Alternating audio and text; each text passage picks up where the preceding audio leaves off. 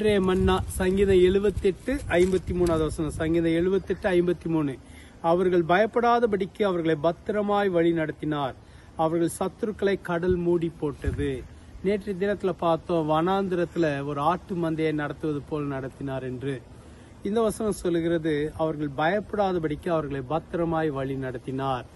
இஸ்ரவேல் ஜனங்கள் வனாந்திரத்தினூடாய் கடந்து சென்ற போது அநேக பயமுறுத்துகிற காரியங்கள் இருந்தது. உபாகமத்துல சொல்லப்பட்டிருக்க கொள்ளிவாய் சர்ப்பங்களும் தேள்களும் நிறைந்த ஒரு வனாந்திரம். பயமுறுத்துகிற காரியங்கள் அநேகம் அந்த வனாந்திர பயணத்துல இருந்தது. ஆனால் அவைகளின் மத்தியில பயப்படாதபடிக்கு அவர்களை நடத்தினார். சில நேரங்களில மேய்ப்பனானவர் ஆடுகளை நடத்தும் போது சில ஆட்டுக்குட்டிகள், சில ஆடுகள் பயப்படும் போது அவர் அதனை தடவி கொடுத்தோ அல்லது தோல்ல போட்டுக்கொண்டோ அதற்கு ஒரு தைரியத்தை கொடுப்பதை நாம் பார்த்திருக்கலாம்.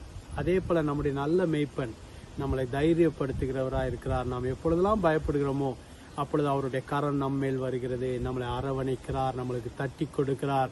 பயப்படாத, நான் உனக்கு துணைன்னு இருக்கிறேன், நீ தனியா இல்லை, நான் தான் உன்னை நடத்துறேன், எதுவும் உன்னை சேதப்படுத்தாது. இப்படி நம்மளை தைரியப்படுத்துகிறவர்.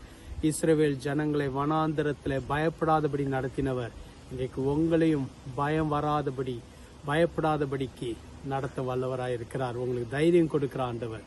ஜெபிக்கலாமா? எங்களை அதிகமாக நேசிக்கிற எங்கள் நல்ல ஆண்டவரே, நாங்கள் பயப்படும் நாளில் எங்களுக்கு தைரியம் கொடுக்கிறவரே உமக்கு நன்றி. எங்களை சுமக்கிறவரே நன்றி. எங்களை அரவணைக்கிறவரே நன்றி. எங்களை உம்முடைய கரத்தினால் தட்டி கொடுத்து நடத்துகிறவரே உமக்கு நன்றி அப்பா. உம்முடைய அன்பின் கரத்துக்காக நன்றி, உம்முடைய நேசத்துக்காக நன்றி அப்பா.